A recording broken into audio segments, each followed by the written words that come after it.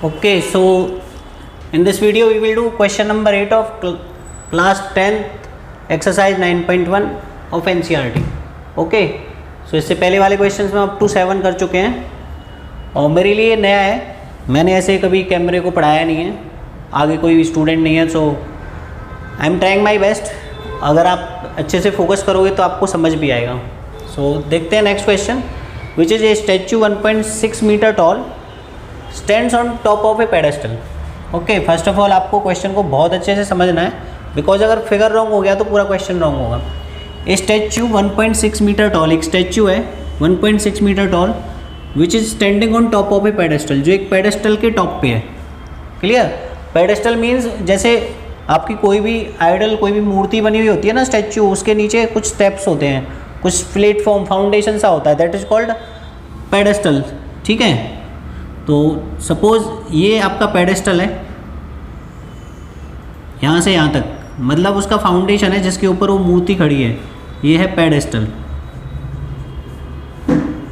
और इसके ऊपर स्टैचू है जो 1.6 मीटर टॉल है। सो लेट्स से यहाँ तक स्टैचू है, मैं दूसरे पेन से कर देता हूँ, तो यहाँ से यहाँ तक ये है स्टैचू, और इसकी लेंथ दे रखी है आपको, हाइट जो है 1.6 मीटर। सो यहाँ से यहाँ तक है 1.6 मीटर। लेट्स से ये है पॉइंट आपका ए और बी। क्लियर? उसके बाद from A point on the ground, so ground पे कोई पॉइंट लेना है, लेट्स से ये पॉइंट ले लिया मैंने। The angle of elevation of top of statue is 60 degree. जो टॉप ऑफ स्टैचू, ये स्टैचू का टॉप है, ये स्टैचू का बॉटम है, तो टॉप ऑफ स्टैचू का एंगल ऑफ एलिवेशन इस पॉइंट से दे रखा है आपको 60 डिग्री। सो ये एंगल आपको दे रखा है, और angle of elevation with respect to horizontal level होता है, तो यहाँ पे हम इसको इस तरह से ज्वाइन कर देंगे। तो ये एंगल आपको दे रखा है 60 डिग्री। क्लियर यहाँ तक, अप टू हियर? उसके बाद and from the same point, means यही पॉइंट लेना है आपको, लेट्स से पॉइंट डी है। From the same point the angle of elevation of top of pedestal is 45 degree. जो एंगल ऑफ एलिवेशन है of top of pedestal, अब यहाँ पे आपको याद रखना है, यहाँ पे टॉप ऑफ स्टैचू है, स्टैचू का टॉप ये था, ये स्टैचू का टॉप है, बट अगर पेडेस्टल की बात करें तो ये पेडेस्टल का टॉप है, ये वाला पेडेस्टल का टॉप है, ये टॉप ऑफ पेडेस्टल है। क्लियर? यहाँ से यहाँ तक ये पेडेस्टल है, यहाँ से लेके यहाँ तक, मतलब बी टू सी पेडेस्टल, तो पेडेस्टल का बॉटम ये होगा, टॉप ये होगा।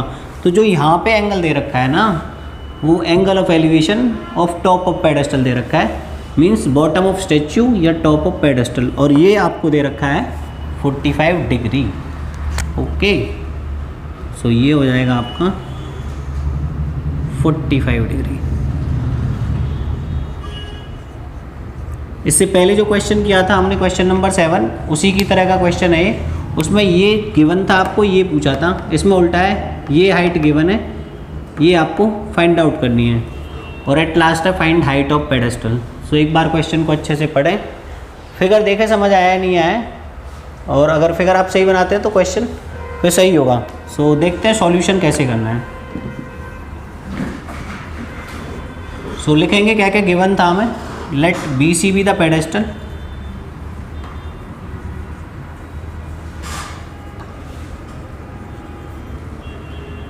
And A B the statue.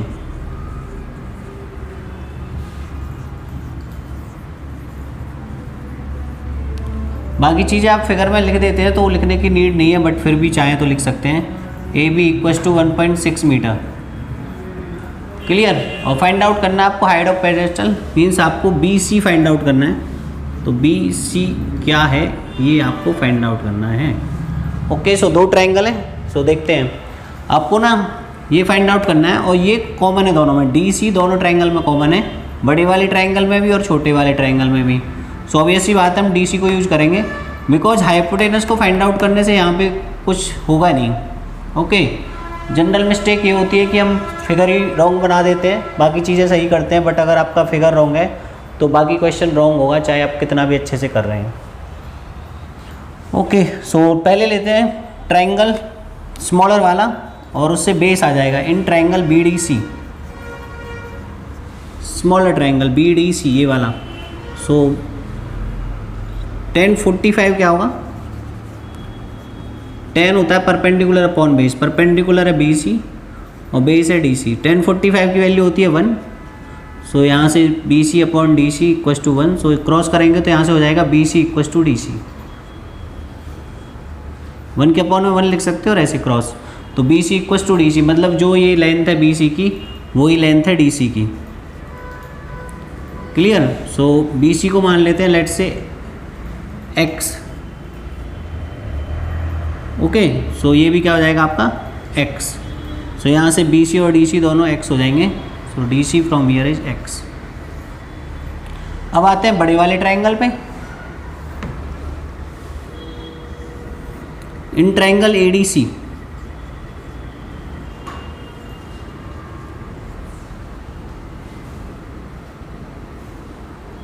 ADC triangle में देखिए 1060 परपेंडिकुलर अपॉन बेस, तो परपेंडिकुलर है यहाँ पे। बड़े वाले ट्रायंगल में देखेंगे तो हम कंप्लीट लेंगे ए सी।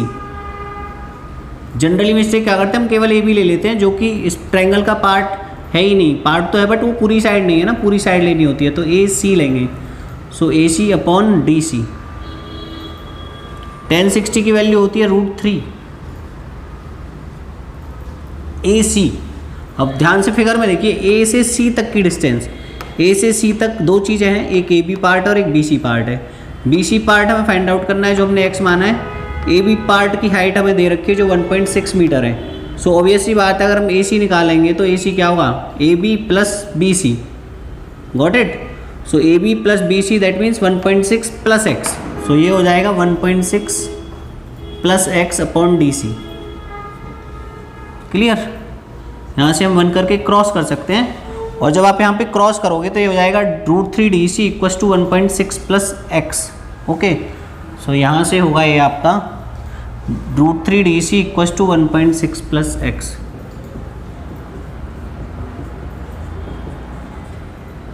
डी सी यहाँ पे x थी इसकी value, so in place of D C you can write x। So √3x equals to 1.6 plus x. X वाली टर्म्स को हम एक साइड ले लेंगे तो हो जाएगा √3x minus x equals to 1.6, x common, so √3 minus 1, so यहाँ पे 1.6। तो यहाँ से x की वैल्यू आएगी आपकी 1.6 अपॉन √3 माइनस 1। ओके, बट जो स्टैंडर्डाइजेशन होता है, स्टैंडर्ड फॉर्म होती है, उसमें कभी भी डिनोमिनेटर में इरेशनल नंबर नहीं होता। सो इरेशनल नंबर है तो इसको हम हमेशा रेशनल बनाएंगे, तो हम रेशनलाइजेशन ऑफ डिनोमिनेटर यूज करेंगे यहाँ पे। और जो भी डिनोमिनेटर में है उसके बीच वाला साइन चेंज करके ऊपर नीचे मल्टीप्लाई कर देंगे। ये होता है रेशनलाइजेशन ऑफ डिनोमिनेटर, जो 9th क्लास का पार्ट था।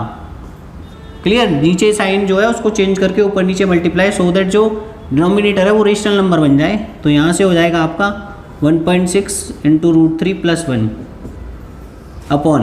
अब यहाँ पे देखिए, हमेशा जब भी रेशनलाइजेशन ऑफ डिनोमिनेटर करते हैं तो वो a minus B into A plus B formula बनेगा यहाँ पे, जो होता है a square minus B square.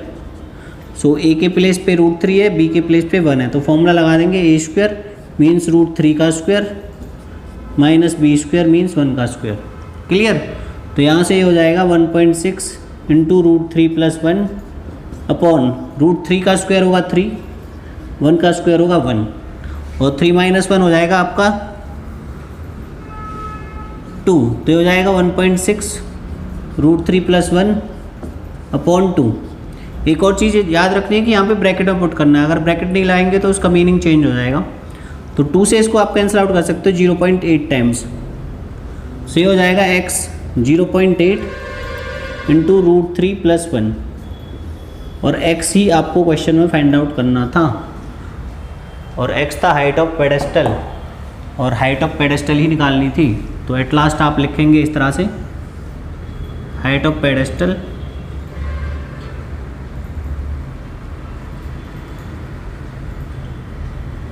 ये सिंपल सा फंडा है, ध्यान से देखोगे तो समझ आएगा। Height of pedestal is 0.8 √3 plus 1, unit is metre. So this is your final answer. Question को अच्छे से समझें, देन फिगर ड्रॉ करें, गिवन डेटा लिखें, फिर देखें कौन सा रिलेशन यूज होगा, कौन सी साइड दे रखी है, उसके अकॉर्डिंग प्रोसीड करें। ओके, और अगर एट लास्ट अंडर रूट में आता है डिनोमिनेटर में तो उसको रेशनलाइज करें। आई होप समझ आ गया होगा, नहीं आया तो दोबारा देखें। Thank you very much. Subscribe तो कर ही दो भाई। God bless you.